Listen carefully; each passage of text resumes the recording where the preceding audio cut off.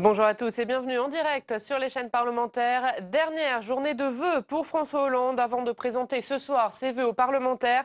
Le chef de l'État va présenter dans quelques instants depuis l'Élysée ses vœux aux acteurs de l'entreprise et de l'emploi, c'est-à-dire aux forces économiques. Un discours à suivre bien sûr en direct sur notre antenne.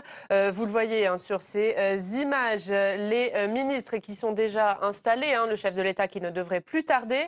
Et poursuivre et commenter ce discours en plateau, Jean-Louis Gombault. Bonjour Jean-Louis, notre Bonjour Oriane. chroniqueur économique. Et Mickaël Zamès, notre éditorialiste politique. Bonjour Mickaël. Bonjour Oriane. Alors Mickaël, que peut-on attendre de ce discours de François Hollande? Des précisions aussi sur le donnant-donnant, sur les contreparties. Ça va être peut-être le mot important du jour, car François Hollande attend des contreparties de la part des syndicats et évidemment des patrons du MEDEF. C'était la principale annonce de ses vœux le 31 décembre, des précisions lors de sa conférence de presse de la semaine dernière. Et cette fois, on va rentrer dans le vif du sujet.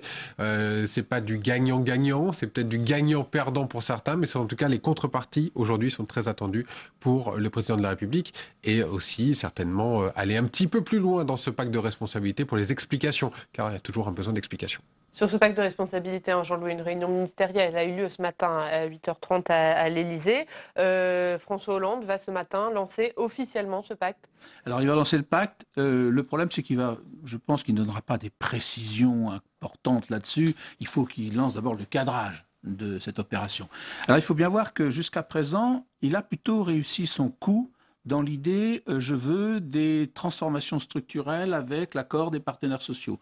Le grand victoire qu'il a obtenue, c'est quand même cette loi sur la flexi-sécurité, où il a fait discuter les syndicats et le patronat pendant des mois. Ils sont arrivés à un texte qui a été retranscrit de manière pratiquement copie-collée par les parlementaires. Donc ça, c'était quand même une avancée. Et il veut reproduire avec cette affaire de contrepartie sur la baisse des allocations familiales, enfin du moins la baisse des cotisations familiales, la suppression même des cotisations familiales payées par les entreprises, soit 5% de la fiche de paie des salariés. Il veut avoir des contreparties. Et là, il voudrait que syndicats et patronat se mettent d'accord sur une feuille de route, sur comment ça pourrait se passer, et après il mettra en place une structure de vérification de ces contreparties. Ça risque d'être plus compliqué que ça ne l'a été pour la fameuse loi sur la flexi-sécurité. J'en bafouille, flexi-sécurité.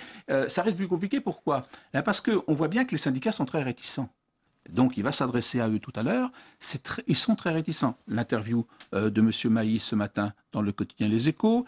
Hier, l'entretien du patron de la CGT. Et même la CFDT est très réticente sur cette affaire. En revanche, il a M. Gattaz avec lui, qui vraiment applaudit des deux mains. Ah, voilà une très belle opération. Évidemment, il sait très bien que dans cette affaire, il gagne 10 milliards. Enfin, du moins, les entreprises vont gagner 10 milliards, donc il ne peut pas ne pas être d'accord. Et puis, il sait très bien que sur les contreparties, on ne pourra pas lui demander beaucoup. C'est vrai que le chiche de Pierre Gattaz, c'est-à-dire oui, on est prêt, on y va, a beaucoup aidé le président de la République aussi, parce que sans ce soutien de Pierre Gattaz, aujourd'hui, le pacte de responsabilité n'existerait même plus, on n'en parlerait même plus. Donc ça lui a donné un soutien, un élan au président de la République, car sans le soutien du MEDEF, on imagine que les autres syndicats, évidemment, n'auraient même pas accepté l'idée de ce pacte de responsabilité. Il a le soutien du MEDEF, les syndicats sont plus peu favorable. Est-ce que c'est un discours d'équilibrisme, Mickaël, auquel doit s'atteler François Hollande dans quelques minutes? Il doit à la fois câliner le patronat, si l'on peut dire, sans froisser l'aile gauche de sa majorité et les partenaires sociaux. Mais il va être à l'épreuve de sa social-démocratie. On va voir un peu ce que ça donne. C'est effectivement d'essayer de trouver un équilibre dans un discours entre pas trop pour les patrons, un petit peu quand même pour les syndicats. Ça risque d'être quand même un discours difficile, même si aujourd'hui, on est au-delà du discours. Comme l'a dit Jean-Louis à l'instant, on va être un petit peu dans le cadrage. Donc on va donner des termes peut-être un peu plus techniques. Il faudra s'attendre à un discours quand même assez technique de la part du président de la République. Et puis, il a réussi quand même un coup politique aussi intéressant. C'est la triangulation, ce qu'on peut appeler la triangulation, c'est-à-dire d'aller chercher un petit peu sur les thématiques des adversaires et notamment de la droite, car la droite à l'époque avait fait aussi ses propositions de cotisation familiale, en tout cas de les supprimer par un autre mécanisme, mais ils les avait formulées. Et donc il a réussi à aller récupérer cette idée-là dans l'opposition et il met l'opposition aujourd'hui devant le fait accompli. Et l'opposition aujourd'hui se retrouve divisée presque sans voix. Et est-ce que ce pacte, hein, vous le disiez, l'opposition est divisée, est-ce que ça peut devenir un piège politique, peut-être pour la droite, hein? Un sondage BVA paru samedi disait que 62% des Français interrogés estiment que la droite doit coopérer avec le gouvernement pour mettre en place ce pacte, et 45% des sympathisants de droite. Est-ce que ça va se retourner contre l'opposition? En tout cas, la droite est déstabilisée, c'est sûr. Elle est même presque coupée en deux entre certains... tel Jean-Pierre Raffarin, prenez Jean-Pierre Raffarin, juste pour citer cet exemple, qui dit oui, pourquoi pas, allons-y. D'autres qui sont peut-être plus sur la ligne de Jean-François Copé, sur une opposition ferme et dure, qui disent non, hors de question, nous on veut pas entendre, nous en tout cas on veut voir la couleur avant de dire pourquoi pas. Donc on voit bien que là il y a une ligne de fracture au sein même de l'opposition qui sera... Et là, c'est là où François Hollande a réussi son coup, c'est à déstabiliser cette opposition. Et aujourd'hui, la droite a peut-être un petit peu de mal à se positionner, même si on commence à voir aujourd'hui une certaine structuration, alors que normalement, la droite va annoncer son programme, ou un ébauche de programme en tout cas, à partir de la fin de semaine. On verra samedi prochain exactement ce qu'ils pourront dire sur cette thématique, mais on voit bien que là, il y a une ligne de fracture qui a réussi François Hollande.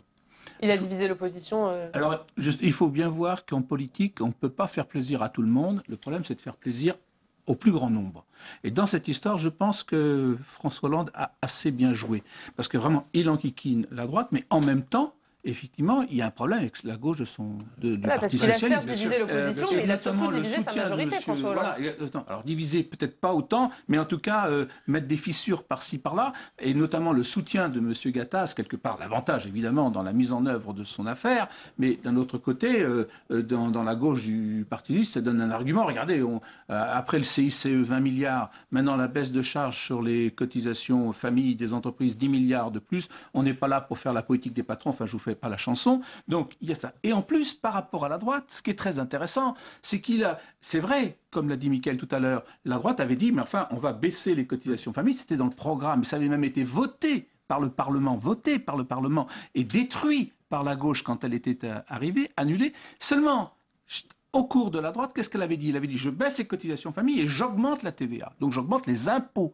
Or, François Hollande, c'est plus habile, je baisse les cotisations famille des entreprises et pour financer ça, je baisse les dépenses. Donc c'est quand même dans un calcul économique qui flatte plus quand même les libéraux que de financer ça par des augmentations d'impôts. Donc il enquiquine quand même la droite parce qu'en fait, il la prend à son propre piège en disant non, non, moi ça ne sera pas par des augmentations d'impôts, ça sera par une baisse de la dépense.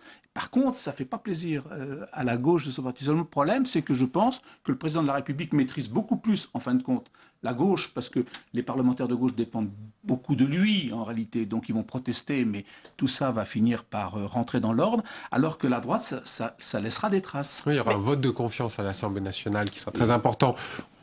Un peu plus tard, au printemps en tout cas, mais là où il a réussi, c'est que de toute façon les parlementaires sont piégés. Ils voteront la confiance forcément au président de la République et au gouvernement. Les parlementaires socialistes, hein, les parlementaires socialistes, bien sûr. On ne parle pas des parlementaires de droite et de l'opposition qui évidemment ne voteront pas la confiance. Ça paraît logique et presque ça tombe sous le sens. Y compris ceux du Front de gauche, alors que Jean-Luc Mélenchon jusque-là ne parlait pas de ne pas voter la confiance au président. Et les communistes ne voteront pas évidemment. Et que feront les Verts? C'est important. Pour l'instant, les Verts donnent un Yet Lucidity. Pourquoi pas, on dit, on verra bien. Mais c'est pas dit non plus. Il n'y aura pas des gens de droite qui voteront cette confiance? C'est impossible? Non, je pose la question. Pour l'instant, en tout cas, la tendance, c'est qu'ils ne voteront pas cette confiance. Aucun. Ils seraient d'accord, en tout cas, pour voir ce texte peut-être aboutir un jour ou l'autre, s'il y a un texte de loi qui arrive, parce que pour l'instant, ce n'est pas encore le cas. Il y aura simplement une confiance qui sera votée à l'Assemblée nationale, et puis à partir de là, ils marcheront ensemble. Et donc, à partir de là, on peut se dire aussi qu'il piège aussi une partie de sa gauche, où il leur dit simplement, vous êtes obligés de fonctionner avec moi. C'est obligé, on est tous dans le même bateau. C'est un bon coup politique de la part de François Hollande d'engager la confiance du gouvernement, c'est le seul choix, c'était la seule possibilité que ces parlementaires votent. C'est un vrai coup politique de la part de François Hollande, qui arrive aussi quand même début janvier avec les problèmes personnels qu'il connaît, mais avec aussi une idée très importante, c'était celle de la hausse de la TVA qui devait arriver le 1er janvier, et une forme de ras-le-bol fiscal qui était là depuis novembre, décembre, presque pendant les fêtes. On ne parlait que ce ras-le-bol fiscal, on ne parlait que de cette hausse de la TVA au 1er janvier, et avec le coup qui vient de réussir, la hausse de la TVA, plus personne n'en parle. Alors on attend, hein, messieurs François Hollande, hein, vous le voyez sur ces images, le président de la République qui ne devrait plus tarder à faire son entrée dans cette salle de l'Élysée. François Hollande hein, qui devait prononcer ses vœux à 11 heures, un tout petit peu de retard. Est-ce que Jean-Louis François Hollande prend un risque politique en faisant confiance au patron comme il est en train de le faire? Il a dit 2 fois ou 3 fois au cours de la conférence de presse, de présentation des vœux à la presse, il a dit je prends mon risque. Il a dit ça 2 fois, je prends mon risque. Et évidemment, il y a un risque. L'idée, c'est que quand même, il restitue ces fameux 30 milliards au patron en disant vous allez en faire quand même quelque chose. L'idée, c'est que, est-ce qu'ils vont créer entre-temps des emplois? Parce que le risque dont vous parlez, ce serait celui-là. C'est-à-dire qu'une fois que le système est mis en place, on ne voit pas la courbe du chômage baisser. Mais quand on a fait la négociation sur les 35 heures, puisqu'on on a fêté le 10e anniversaire des 35 heures récemment en 1993, à ce moment-là, ce qui s'est passé, c'est qu'effectivement, il y avait l'application des 35 heures. Il y avait baisse de charge et application. C'était très facile à vérifier. Là, sur la question de l'emploi, ça va être beaucoup plus compliqué. Vous ne pouvez pas demander à une entreprise, parce qu'il n'y a pas que le coût, c'est-à-dire la baisse des charges qui lui permet de créer des emplois. Il y a la baisse des charges, le coût de la production qui lui permet d'être mieux compétitif, mais il faut aussi le marché. Et ça, François Hollande ne leur a pas dit, je vous donne la baisse des coûts et je vous donne le marché qui vous permettra de vendre et de faire fonctionner votre entreprise. Ça, il ne peut pas le donner, c'est pas possible, c'est impossible. Donc, il ne peut pas y avoir d'engagement formel, chiffré sur la création d'emplois, entreprises, et puis en plus, ce serait une économie soviétique, une complexité administrative, ce n'est pas possible. Donc, effectivement, il ne peut jouer quand même que sur la confiance, la conviction, et de ce point de vue, effectivement, il prend, comme il a dit lui-même, je prends mon risque. Parce qu'il y a sûrement des entreprises qui ne joueront pas le jeu, qui profiteront des avantages sans créer d'emplois, c'est possible aussi. Alors, ce qui va se passer, ce qu'on peut imaginer, en plus, il ne faut pas exagérer. Si vous voulez, sur une voiture automobile, combien ça représente cette baisse de charge de 5% des cotisations famille des entreprises? En gros, ça vous représente 60 euros, 70 euros par automobile. Donc, vous baissez les charges, mais de manière qui ne sont pas absolument spectaculaires. Et j'ai fait un petit calcul ce matin. 60-70 euros de baisse de charges grâce à la baisse de cotisations famille. En gros, c'est le supplément de TVA qu'on paye à partir du 1er janvier, en passant de 19,6 à 20% sur l'automobile. On revient à la TVA. Voilà, la TVA annule, en réalité, la hausse récente va annuler. Donc, il ne faut pas attendre des miracles. Ce sont des sommes importantes, 10 milliards de baisse de cotisations supplémentaires par rapport au CICE, mais c'est pas... Sachant que le MEDEF voulait beaucoup plus. Le MEDEF demandait 80 milliards. 80 milliards. Il avait dit, je fais 1 million d'emplois, enfin dis-moi, je me fais fort de faire 1 million d'emplois si vous me restituez 80 milliards de charges. Monsieur Montebourg a dit, avec les 30 milliards qu'on vous accorde, créez-nous 2 millions d'emplois, c'est-à-dire 2 fois plus pour 3 fois moins de baisse de charges. Donc le débat sera sans doute épineux. Combien d'emplois peut-on créer avec 30 milliards de baisse de charges? Mais ça ne peut pas être, un nombre d'emplois considérable. C'est pas possible. Vous remarquerez que personne ne s'engage aujourd'hui à chiffrer le nombre d'emplois qu'on pourrait créer. Ni le MEDEF, ni le président de la République, ni le gouvernement, ni Jean-Marc Ayrault hier lors de ses vœux. Personne ne s'engage. C'est le flou absolu pour l'instant. Et évidemment, on imagine que s'il s'engage à créer le nombre d'emplois et qu'il n'y arrive pas, ça sera synonyme d'échec. Donc on comprend là aussi l'astuce politique qui règne entre le MEDEF et les syndicats et le gouvernement. Sur le plan économique, on dira que ça ne peut pas faire de mal, ça va même faire plutôt de bien, mais on ne peut pas mesurer le bien que ça peut faire. Voilà, c'est tout ce qu'on peut dire. Et je ne crois pas que le président Hollande soit en mesure de nous dire, avec les 30 milliards de baisse de charges, je compte sur X centaines de milliers d'emplois. Je pense que non, là, il prendrait non pas un risque, mais un très gros risque. Dans sa conférence de presse de mardi dernier, François Hollande a annoncé un observatoire des contreparties. Est-ce que ce matin, il peut et il doit en préciser le rôle, voire la composition? Je ne pense pas qu'il puisse en avancer très très très vite parce que là pour l'instant il a Gattaz avec lui. Je pense qu'il expliquera peut-être mieux les avantages de manière générale. Mais si il est trop précis sur des exigences qui de toute façon sur le plan économique ne peuvent pas rentrer dans les faits, ce n'est pas possible. Vous ne pouvez pas baisser des charges d'entreprise en donnant des chiffres exacts de contrepartie, ce n'est pas possible. Donc, il ne va pas s'engager, à mon avis, il ne peut pas s'engager sur un tel terrain. C'est pas, ça me paraît vraiment difficile. Il restera très général. Voilà. Il donnera précisera la philosophie, mais il ne pourra pas dire l'observatoire chaque mois se réunira et verra si les baisses de charges se traduisent véritablement. Non, non, non, ça me paraît difficile. Michael, il n'y aura pas d'annonce précise ce matin pendant son discours? Annonce précise, peut-être pas aussi précise que ce qu'on peut imaginer, certainement le cadre en tout cas, comment est-ce que ça va fonctionner, simplement c'est un mécano, donc il va falloir voir aussi les subtilités à l'intérieur, c'est là où on va regarder d'assez près. Peut-être ce qu'on peut dire aussi, c'est revenir certainement sur la philosophie de ce pacte de responsabilité, cette politique de l'offre, cette nouvelle façon de faire de la part du président de la République, ou en tout cas une affirmation de sa social-démocratie qu'il aurait mis déjà en place depuis 2 ans ou 3 ans, mais qui s'affirme aujourd'hui avec ce pacte de responsabilité et qui s'affirmait aussi avec le CICE. Mais là, aujourd'hui, on y voit un petit peu plus clair avec ce pacte de responsabilité. Et donc, cette politique de l'offre, c'est aussi ce qu'il va affirmer aujourd'hui, ce qui va déplaire certainement aux syndicats. Il y a de fortes chances pour qu'à la sortie, aujourd'hui, on nous dise que les syndicats, et notamment les plus à gauche, peut-être la CGT, crient un petit peu au loup, alors qu'au contraire des syndicats plus réformistes, peut-être la CFDT, on appelle à la responsabilité de chacun, et notamment avec une association, et pourquoi pas avec une alliance avec le MEDEF. Tout est possible à la sortie de cette réunion, il faudra voir. Alors je pense que si on veut avoir des annonces, on peut voir deux. D'abord, lors de la présentation de ses vœux, 31 décembre, le président de la République a dit il faut éliminer toutes ces taxes multiples. C'est des petites taxes qui parfois, il a précisé dans sa conférence de presse, coûtent plus cher à collecter qu'elles ne rapportent globalement. On aimerait avoir là-dessus parce que est-ce que cette suppression de ces taxes, mine de rien, si vous les additionnez, comme les petites rivières font des gros fleuves, tout ce qui est de petites taxes comme ça aux entreprises, ça fait qu'au bout du bout, ça fait quand même beaucoup d'argent. Donc, est-ce que cette suppression de taxes dont il avait évoqué l'application au 31 décembre, est-ce qu'il va pouvoir nous donner ça s'ajoute aux fameux 10 milliards de baisse dont il a parlé à l'occasion de sa conférence de presse. Et puis un deuxième aspect qu'il a simplement évoqué à la conférence de presse, qui critiquait le RSA et la prime pour l'emploi. Il a bien dit qu'il y avait un problème de ce côté-là et qu'il s'attendait à une réforme. Or, dans les jours qui viennent, je ne sais pas, il y a un Conseil des ministres qui sera consacré à cette question. Quelle est la base importante de ce problème? C'est le problème du retour à l'emploi des gens qui sont exclus depuis un certain nombre de temps sur le marché du travail. Or, on s'aperçoit que le RSA ne fonctionne pas, ne marche pas mieux que le RMI précédent inventé par Michel Rocard et le RSA qui a ensuite été modulé par M. Sarkozy. Tout ça ne fonctionne pas. Donc, puisqu'il s'adresse quand même à des syndicats aujourd'hui, il peut leur dire voilà ce que je compte faire pour inciter au retour à l'emploi.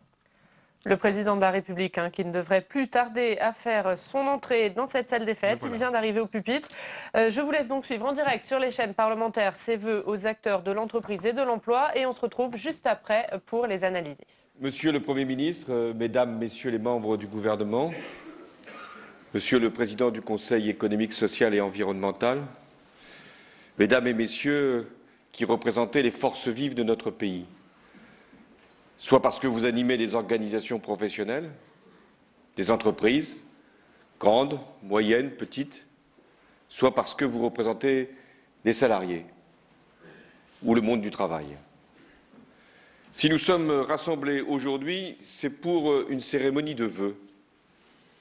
Quels vœux formuler pour 2014? Le seul qui vaille, le seul qui nous engage, le seul qui compte, c'est l'emploi. Encore l'emploi, toujours l'emploi. Cet engagement, nous le devons aux plus de 3 millions de femmes et d'hommes inscrits à Pôle emploi. Et sans doute davantage, si l'on prend en compte ceux qui sont dans la précarité. Cet engagement, nous le devons aux millions de chômeurs qui attendent depuis plus de 2 ans une solution qui ne vient jamais. Cet engagement, nous le devons enfin aux jeunes exposés à la précarité et qui connaissent le travail qu'avec l'intermittence, c'est-à-dire avec l'incertitude du lendemain. Cet engagement, je l'ai pris devant les Français et j'ai veillé à ce que le gouvernement puisse le tenir depuis 20 mois.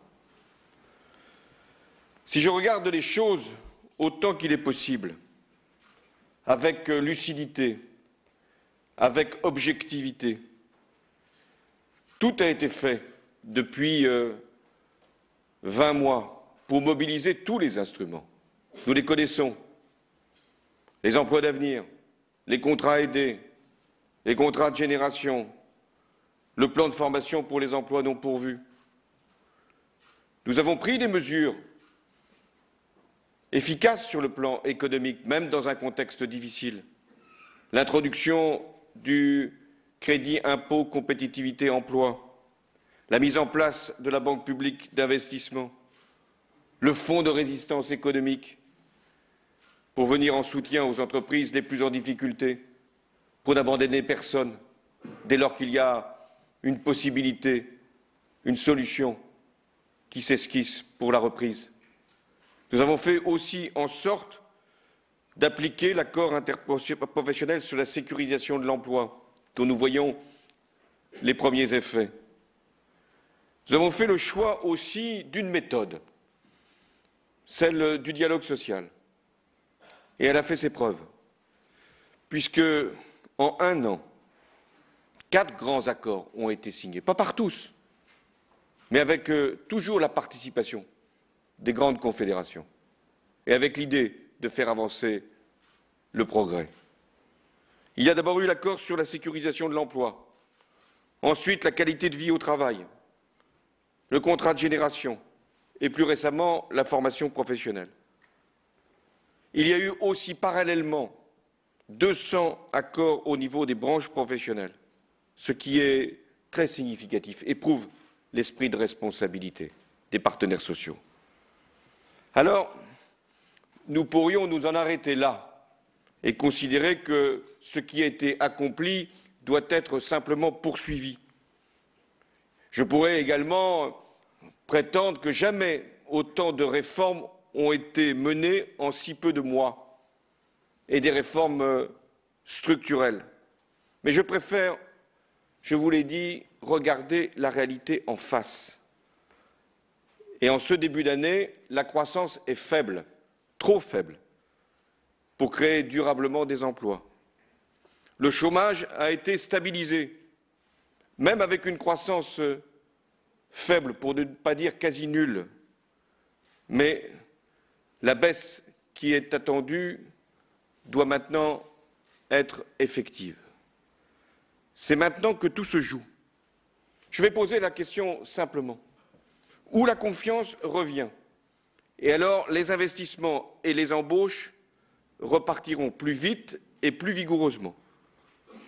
Où le doute et l'incertitude s'installent, et alors la croissance sera molle et le chômage deviendra incompressible. Eh bien, c'est parce que je refuse le scénario de l'attentisme et de la frilosité que j'ai proposé le pacte de responsabilité. Le pacte de responsabilité, c'est un grand compromis social qui obligera chacun à prendre des engagements, et en tout premier, l'État. Je considère qu'il n'y a pas de temps à perdre, que la France ne peut pas attendre, et les chômeurs encore moins. Alors les discussions doivent commencer tout de suite, et le pacte être conclu par l'État et ceux qui ont vocation à s'engager, les entreprises, à l'occasion d'une grande conférence économique et sociale du printemps. Pour ne pas perdre de temps, le Premier ministre, dès le 27 janvier, recevra l'ensemble des partenaires sociaux. 4 chantiers seront ouverts. Vous connaissez l'esprit du pacte. D'un côté, la baisse des charges et la simplification des normes, de l'autre côté, des engagements pour l'emploi et le dialogue social. Alors ces 4 chantiers, je les reprends. Le premier, c'est la diminution des prélèvements pesant sur le travail. J'ai annoncé ce qu'était ma volonté: supprimer d'ici 2017 les cotisations familiales pesant sur les entreprises, soit l'équivalent de 30 milliards d'euros. Pourquoi ce choix? D'abord pour faire simple. Ensuite parce qu'il n'y a pas de justification à financer sur le seul travail les prestations familiales alors que celles-ci relèvent désormais de la solidarité nationale puisqu'elles sont versées à toutes les familles, quelle que soit leur situation. Ces prestations ne seront en aucune façon remises en cause. Elles seront financées et la branche famille, comme son organisation, sera préservée. Comment atteindre cet objectif de suppression des cotisations familiales? Le crédit impôt compétitivité emploi a déjà allégé le coût du travail. Je rappelle qu'il représente 4% de la masse salariale cette année. Il sera perçu sans aucune formalité dès le mois de mai. C'est-à-dire qu'il y a encore, et j'en connais, des entreprises qui pensent que le crédit compétitivité emploi, c'est une promesse, mais ce n'est pas encore une certitude. Eh bien oui, il y aura ce versement dès le premier acompte de l'impôt sur les sociétés. Et au mois de mai, toutes les entreprises en auront le bénéfice dès lors qu'elles ont des salariés. Ce crédit impôt compétitivité emploi atteindra 6% l'année prochaine de la masse salariale, avec le plafond que chacun connaît. Alors comment procéder pour supprimer l'ensemble des cotisations familiales? Nous pouvons d'abord envisager d'augmenter le CICE. C'est une hypothèse. Elle est sur la table. Nous pouvons aussi le transformer purement et simplement en baisse de charges, dont il nous appartiendra, dans la discussion, de fixer l'ampleur. Il peut également être maintenu tel qu'il est et complété par d'autres allègements. Il nous appartiendra d'en fixer les modalités. Le Haut Conseil pour le financement de la protection sociale a été d'ores et déjà saisi. Il remettra son rapport sur la base de ces différentes hypothèses afin d'éclairer les choix. Au-delà même, une réflexion peut s'engager, et je vous la soumets, sur la refonte de l'ensemble des dispositifs d'exonération de cotisations qui se sont accumulés sur ces dernières années afin de les inscrire dans un cadre global, cohérent, lisible et clair, pour que les entreprises sachent bien ce qu'elles versent au système de protection sociale, comme d'ailleurs les salariés. Le deuxième chantier, c'est la fiscalité des entreprises. Ce sera l'objet des assises qui seront lancées, là encore, dans les prochains jours, autour du Premier ministre avec les membres du gouvernement et qui associeront tous les responsables. 3 objectifs doivent être recherchés. Premier objectif, c'est la stabilité. Rien n'est pire en économie que d'avoir une forme d'incertitude, de penser que les règles qui ont déjà été fixées, au moment où elles sont appliquées, sont déjà en train d'être réformées. Vous connaissez, hélas, cette règle, c'est-à-dire le défaut de toute stabilité depuis trop d'années. J'ai donc décidé que seront maintenues jusqu'à la fin du quinquennat toutes les mesures qui incitent à l'investissement. Le crédit impôt recherche, désormais étendu à l'innovation, le régime fiscal des plus-values mobilières, le renforcement du statut de la jeune entreprise innovante et la fiscalité de l'épargne, aussi bien pour l'assurance vie que pour le plan d'épargne en action. Voilà ce qui n'est pas dans le champ de la discussion. Alors le second principe que nous devons rechercher dans ces assises sur la fiscalité des entreprises, c'est l'efficacité. Il s'agit de taxer moins la production et l'emploi et d'associer davantage les salariés à la réussite de l'entreprise. Enfin, le troisième objectif, c'est la visibilité. Là aussi, si l'on veut que les entreprises investissent, si l'on veut que notre pays soit attractif, si l'on veut qu'il y ait du côté des épargnants un engagement sur le long terme, si l'on veut que les salariés prennent également toute leur part dans l'activité productive, y compris dans le partage des résultats, chacun doit connaître la trajectoire.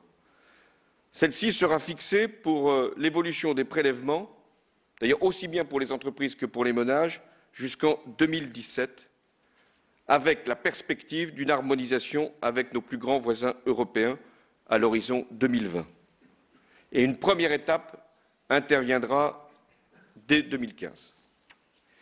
Ces engagements, qui sont lourds de la part de l'État et qui prennent la forme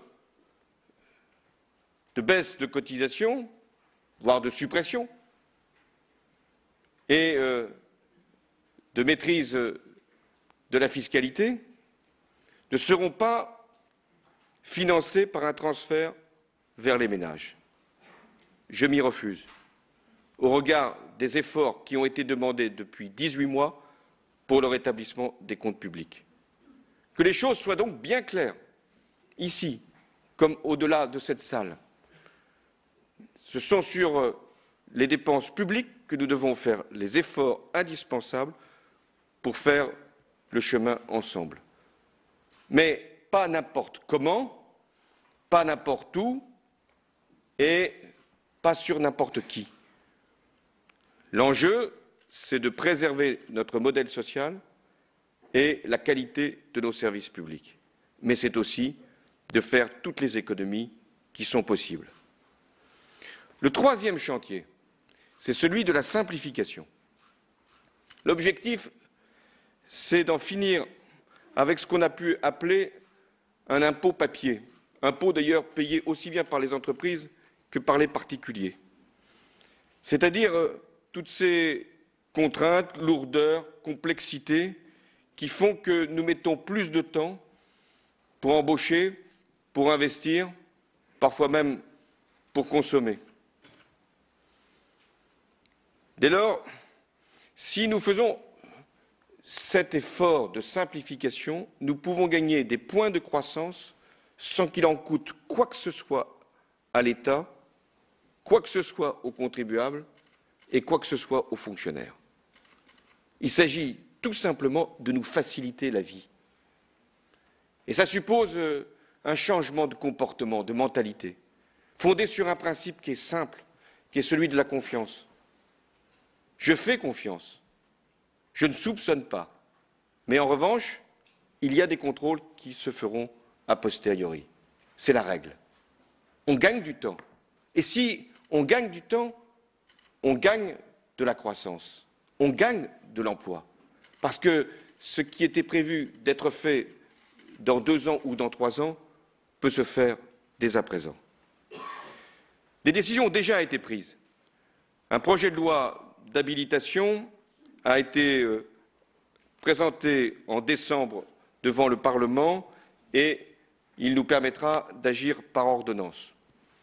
Des décisions ont déjà été prises qui concernent notamment la simplification comptable. 1 million de TPE et de PME sont d'ores et déjà bénéficiaires de ce système. Nous avons également les procédures collectives qui doivent être réformées. Mais je veux qu'il y ait là encore un mouvement qui soit encadré, qui soit cohérent et qui puisse associer tous les acteurs. J'ai donc décidé de confier à un parlementaire, Thierry Mandon, et à un chef d'entreprise, Guillaume Poitrinal, l'ensemble de la responsabilité de la simplification. Ils passeront en revue les 10 actes clés de la vie d'une entreprise, de sa création jusqu'à sa transmission, en passant par l'ouverture des usines, l'accès aux marchés publics et les contrôles administratifs et fiscaux. Il ne s'agit pas d'amoindrir les protections, aussi bien sur le plan social que sur le plan environnemental, mais il s'agit de faire en sorte que les règles puissent être plus efficaces, plus simples, plus lisibles et plus compréhensibles. C'est un enjeu aussi majeur pour l'attractivité de notre territoire. Ces deux personnalités me présenteront leurs premières conclusions en mars, car là aussi, il n'y a pas de temps à perdre. Le gouvernement préparera immédiatement un nouveau train de mesures de simplification qui seront, pour l'essentiel, mises en œuvre par voie d'ordonnance. Et ce processus se répétera tous les 6 mois. Le 4e chantier du pacte, ce sont les contreparties. Je dirais même qu'elles forment un tout avec le pacte, qu'elles ne peuvent pas être dissociées, séparées, segmentées. Elles sont le pacte. Elles devront donc être définies parallèlement aux 3 autres chantiers, dans le cadre d'une concertation impliquant les partenaires sociaux et associant également le Parlement. Ces contreparties devront être claires, précises, mesurables et donc vérifiables. Pour être crédibles et donc respectées, le dialogue social est un élément essentiel. Mais pour être crédibles et pour être respectées, ces contreparties doivent être peu nombreuses et centrées sur 3 objectifs principaux. Le premier, c'est évidemment le nombre de créations d'emplois, prioritairement pour les jeunes et pour les seniors, à travers le développement des formations en alternance, l'apprentissage, les contrats de génération et, d'une manière générale, le volume global des embauches. Le deuxième objectif, c'est la qualité des emplois, à travers la formation des salariés, l'amélioration des grilles de classification et la réduction de la précarité du travail. Enfin, dernière contrepartie, les entreprises doivent s'engager à investir davantage en France et à relocaliser autant qu'il est possible leurs activités sur le territoire national. Mais là aussi, je préfère être direct et simple. Il ne peut être question d'indications générales, mais pas davantage de critères inadaptés à la diversité des entreprises. On ne peut pas demander à une grande entreprise d'avoir les mêmes engagements qu'une petite ou une moyenne. Ça dépend aussi des secteurs. C'est pourquoi les contreparties devront être posées au niveau national, dans un cadre qui est celui de l'interprofessionnel, mais aussi au niveau des branches, afin que les contreparties soient appréciées pour être évaluées quant à leur mise en œuvre effective. Chaque année, il sera ainsi possible de regarder si les équilibres du pacte sont tenus à mesure que les étapes d'allègement sont franchies. Un observatoire sera mis en place, je l'ai dit, avec les partenaires sociaux, le Parlement qui sera représenté, et cet observatoire sera présidé par le Premier ministre. Le pacte de responsabilité ne suppose pas nécessairement l'accord de tous, et je le comprends. Mais il appelle la participation de tous, parce que nous devons, chacun à notre place, aller jusqu'au bout de ce qu'est notre mission. Nous avons des sensibilités différentes, parfois des intérêts qui peuvent être contradictoires, mais nous avons la même passion qui est celle de la réussite de notre pays.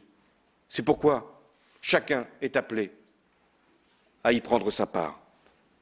L'État d'abord, et pour donner toute la force, toute la pérennité, toute la solennité nécessaire, je demanderai au gouvernement de solliciter un vote de confiance devant l'Assemblée nationale sur le document qui sortira de la discussion sur le pacte. Voilà l'enjeu pour ce premier semestre 2014, car c'est l'agenda que je vous propose. Prendre davantage de temps, laisser ainsi des chantiers ouverts et jamais refermés, attendre les travaux d'experts qui s'accumulent, se contredisent, ou voire se reproduisent. Si je prenais l'ensemble des rapports qui ont été faits sur le financement de la protection sociale, même cette salle ne suffirait pas à les contenir.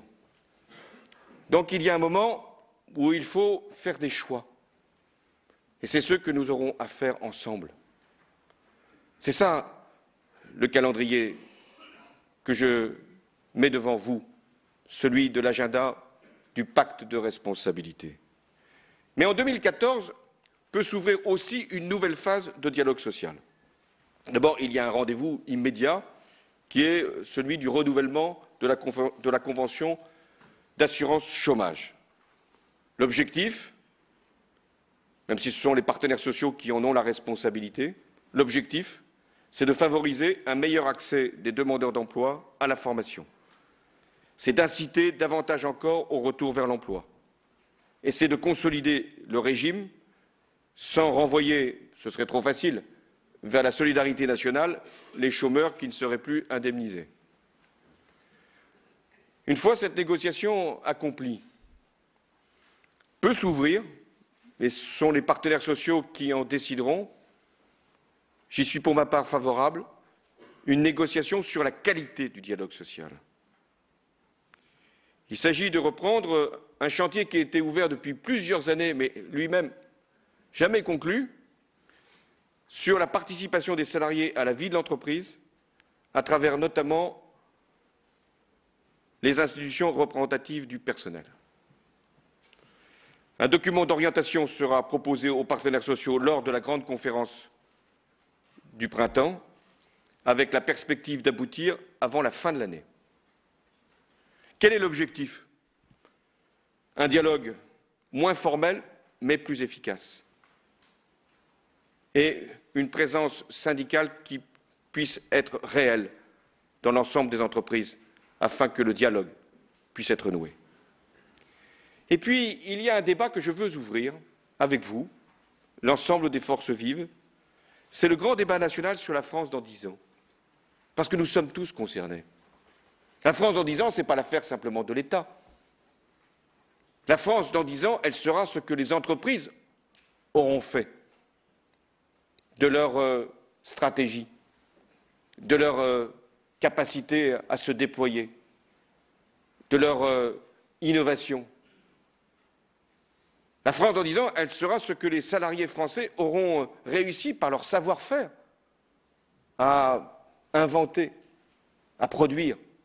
La France dans 10 ans, elle sera ce que les agriculteurs auront été capables d'imaginer pour diversifier leur production et la rendre encore plus appréciée sur les marchés extérieurs, tout en assurant la sécurité alimentaire ici.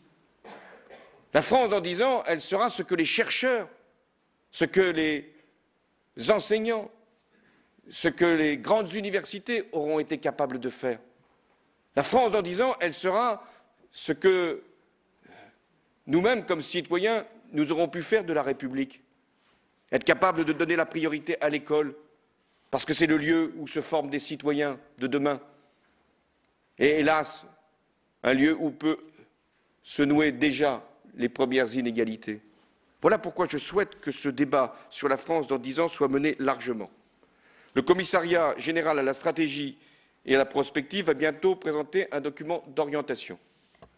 Il sera soumis au Conseil économique, social et environnemental et fera l'objet d'une délibération collective sur ce que nous avons en commun comme capacité pour décider de notre destin.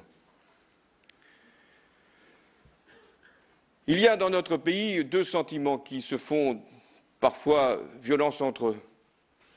Il y a toujours l'exaltation de notre orgueil national, notre fierté, Nous sommes la France, un pays forcément différent des autres, exceptionnel, disent les plus fiers, j'en suis. Et nous sommes toujours les premiers à penser que nous pouvons influencer le monde. Et c'est bien que nous ayons cette encore force de conviction. Et puis, dans le même moment, parfois dans les mêmes esprits, il y a le dénigrement, la nostalgie, le doute. C'était bien la France avant. Mais avant quoi? Avant la crise? Mais quelle crise? Avant la guerre? Mais quelle guerre? Alors, si l'on songe aux 30 Glorieuses, enfin, il y a eu mai 68 pour ceux qui sont les plus anciens comme moi. Il n'y a pas d'âge d'or. Il y a simplement le nouvel âge que nous devons préparer. Alors, si on prend la France telle qu'elle est, à la fois traversée par le doute, le scepticisme et en même temps par la fierté d'être elle-même, par la considération de son destin, nous devons agir. Il y a des caricatures que nous pouvons laisser faire, ici, à l'extérieur. C'est souvent complaisant, mais ça peut finir par atteindre notre propre attractivité, parce que nous devons attirer aussi des investissements qui viennent de partout. Et vous m'accompagnez, un certain nombre de chefs d'entreprise, dans mes déplacements. J'apprécie à chaque fois la qualité des produits que vous présentez, le haut niveau de la technologie. Je suis moi-même fier quand des chefs d'État ou d'autres chefs d'entreprise que vous rencontrez me disent combien ils attendent de l'innovation française un moyen de prospérité dans leur propre pays. Donc je suis conscient des atouts qui sont les nôtres. De grandes entreprises de taille mondiale, des domaines d'excellence, une recherche appréciée, un système éducatif qui, malgré ses insuffisances, reste à un bon niveau, des PME qui sont reconnues pour leur faculté d'innovation, d'adaptation, des artisans qui font notre réputation partout dans le monde, une industrie numérique particulièrement ingénieuse, un secteur énergétique qui nous offre une indépendance précieuse pour assurer la transition. Voilà pourquoi j'ai confiance. La France peut réussir.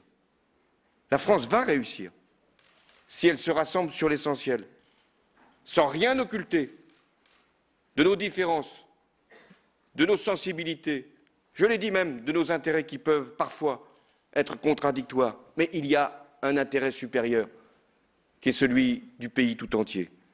C'est le sens du pacte de responsabilité. Il appellera des réformes structurelles, des changements de comportement, une gestion différente des deniers publics. Il implique forcément une prise de risque. Mais s'il n'y a pas de risque, il n'y a pas de possibilité de gain, de victoire, de réussite. Le risque, il s'appelle le mouvement. Le mouvement, il doit être collectif. Il ne doit être pas forcément pour les uns ou au détriment des autres, il doit être pour les uns et pour les autres.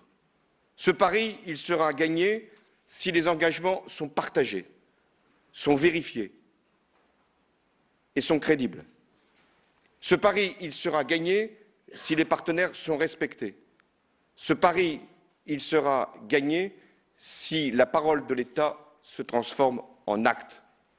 Eh bien, aujourd'hui, mesdames et messieurs, je n'ai pas d'autre objectif que de gagner la bataille pour l'emploi et je considère même que c'est une démarche aujourd'hui de salut public. Je vous remercie pour votre attention et je dis vive la République et vive la France.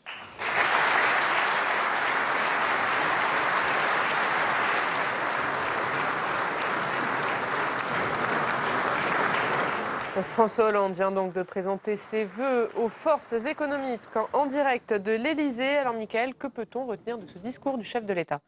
Un discours d'urgence, un discours où il faut s'activer, être en perpétuel mouvement, en mouvement pour François Hollande, parce que s'il ne bouge plus François Hollande, eh ben il est mort politiquement François Hollande. Donc aujourd'hui, il doit bouger tout azimut et rassembler. On l'a senti dans ses propos, cette urgence, Mickaël. À plusieurs reprises, le chef de l'État a dit « Je refuse l'attentisme, il ne faut pas perdre de temps, il faut aller vite ». C'est nouveau, ça, dans la bouche de François Hollande. Et c'est nouveau depuis presque les vœux du 31 décembre. C'est vrai que là, il y a eu un changement de politique, une façon de dire « ça ne va pas assez vite, mobilisez-vous ». Il a mobilisé ses ministres, mobilisé le Premier ministre, et ils ont décidé ensemble qu'il fallait bouger parce que sinon, effectivement, dans les sondages, c'est la perte de popularité et pour les Français, évidemment, une perte de crédibilité. Donc, du coup, il doit bouger, proposer. Mais ce discours aujourd'hui, qui était en deux temps, tout d'abord, le mécano du pacte de compétitivité, même si on n'en sait pas beaucoup plus. Et puis un discours peut-être de rassemblement, de voilà la France, comment elle sera dans 10 ans. C'est ce qu'on demande à un président de la République, c'est de fixer le cap, de dessiner la France de demain. C'est un peu aussi le vœu de François Hollande quand il y a plusieurs mois, il avait réuni ses ministres pour dire quelle France en 2025. Et tout le monde avait un petit peu rigolé. Aujourd'hui, c'est un petit peu ce qu'il met en place, c'est-à-dire le oui pour les entreprises, quelle également aujourd'hui la fierté des entreprises, la fierté de la France. Lui se dit fier de la France et c'est comme cela que nous pourrons réussir. Et puis la deuxième partie, moi, de ce que je vois aujourd'hui, c'est simplement la remise en place de tout ce qui a été fait en 20 mois. Toutes les différentes réformes qui ont été menées, je pense au CICE, au contrat d'aidé, au contrat de génération, l'accord de sécurisation pour l'emploi qui avait été disséminé par-ci, par-là, tous les mois, toutes les semaines, une annonce. Eh bien aujourd'hui, finalement, ce pacte de responsabilité, c'est finalement un grand vase dans lequel on met toutes ces réformes et qui est offert aux responsables syndicaux et aux Français en disant voilà ce que je vous propose pour les prochaines années, voilà ce qui est le pacte, voilà tout ce que j'ai fait depuis 20 mois. Aujourd'hui, tout est sur la table, à vous de négocier. Voilà, c'est aujourd'hui finalement ce compromis qu'il propose aux syndicats et au gouvernement. Bien sûr, le gouvernement sera associé. Finalement, comme le dit Mickaël, Jean-Louis, ce pacte de responsabilité, ce n'est pas vraiment une mesure nouvelle, c'est plutôt une manière habile de regrouper toutes les réformes annoncées par François Hollande depuis plusieurs mois. Oui, en écoutant Mickaël, je me dis, en fin de compte, le pacte de responsabilité, c'est la synthèse, quelque part. Exercice auquel M. Hollande est féru et connaît bien, dont il connaît bien la pratique. Alors, c'est vrai que si on réfléchit 5 minutes entre nous, on voit bien qu'il n'y a pas des nouvelles fracassantes dans ce que nous a annoncé le président de la République, sauf que quand même sur l'aspect pacte de responsabilité et contrepartie, il a été plus précis que je ne le pensais avant son intervention dont nous avions discuté auparavant. Parce qu'en fait, il dit bien qu'il faudra des engagements concrets sur l'emploi, sur le produit français. Il dit bien qu'il faudra que ce soit signé, il faut que ce soit par branche également. Franchement, je n'arrive pas très bien à voir, je vois très bien sa pensée, et je ne vois pas très bien comment cela va fonctionner concrètement. Il y aura des réunions pour un suivi, il parle bien d'un suivi. Tout ça sera mis sous la responsabilité du Premier ministre. Donc là, il a insisté là-dessus, c'est très important. Donc son affaire est quand même dans sa tête. En tout cas, c'est le plan de programme est quand même assez clair. Il est vrai aussi qu'il annonce une deuxième information. Il est vrai que le fait que l'on baisse les charges des entreprises globalement de 30 milliards, c'est quelque chose de considérable parce que si vous prenez l'ensemble des baisses de charges, parce qu'il n'y a pas que ça, évidemment, dans l'économie française, l'ensemble des baisses de charges aujourd'hui, c'est à peu près 25 milliards. Il rajoute 30 milliards. Donc là, à partir du moment où vous arrivez à plus de 50 milliards de baisse de charges, je parle de celles qui ont été introduites déjà depuis M. Raymond Barre, donc tout ce système, il y a peut-être besoin d'une restructuration, il le dit même lui-même, on va peut-être revoir un peu le fonctionnement de tout ça. Donc l'ensemble du paquet baisse de charges à l'avantage des entreprises pourrait être restructuré, revu. Ça, c'est évidemment aussi un énorme chantier. Par exemple, les baisses de charges sur les 35 heures, les baisses de charges pour des emplois aidés. Enfin, il y en a des quantités et tout ça mériterait peut-être d'être restructuré. Dernier point, vous avez remarqué quand même, il l'avait déjà dit dans sa conférence de presse, la France dans 10 ans. Jusqu'à présent, le président de la République disait « Je veux que dans 5 ans, à la fin de mon quinquennat, la France soit plus forte qu'elle ne l'était lorsque je suis rentré en fonction. » Et là, il n'arrête pas de nous dire la France dans 10 ans. C'est-à-dire, donc ça veut dire quand même quelque part, Je serai peut-être Je encore suis là. candidat. Je suis encore là à la fin.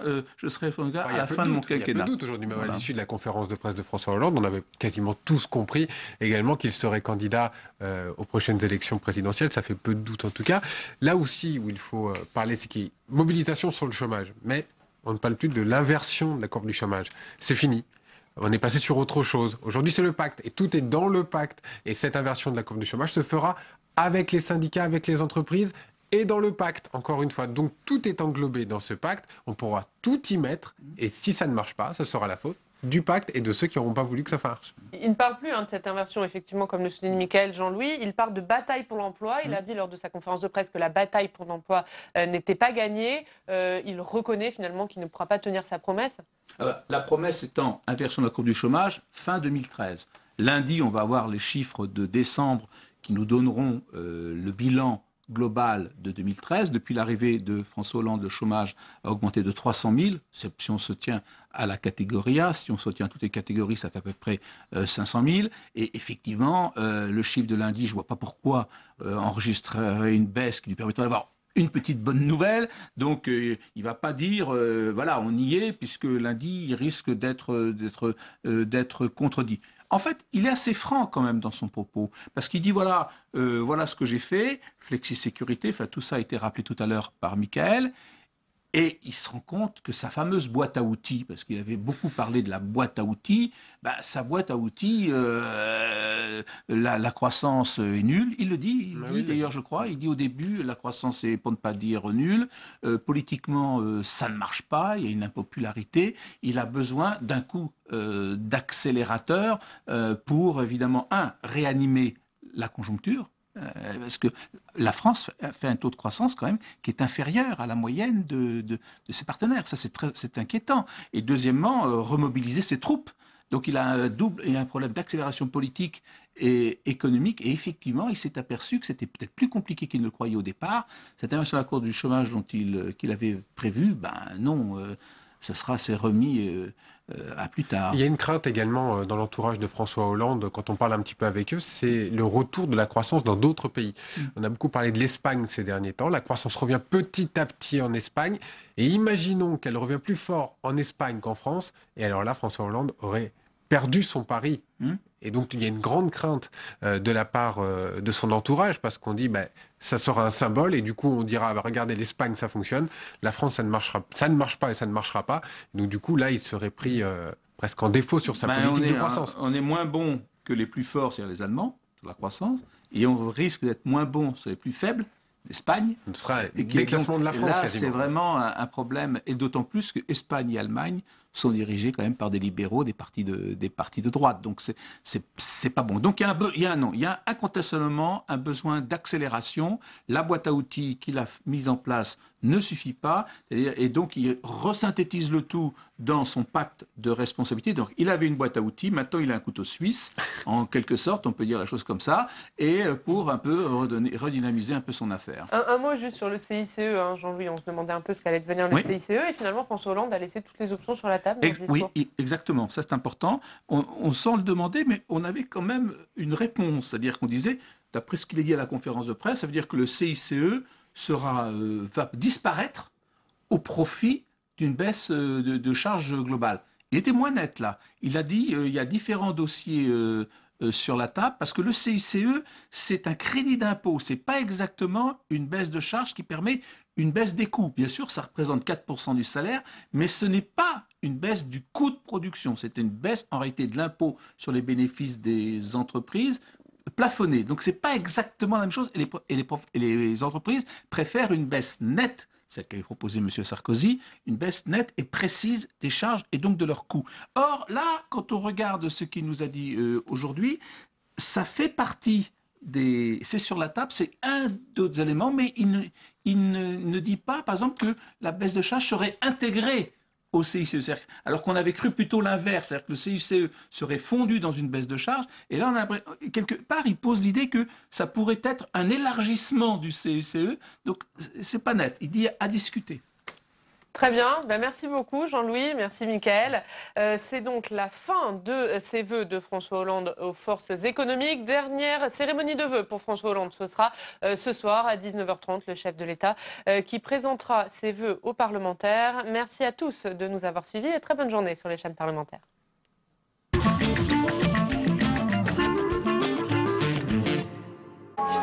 Démocratie, Tunisie, femmes, liberté, égalité.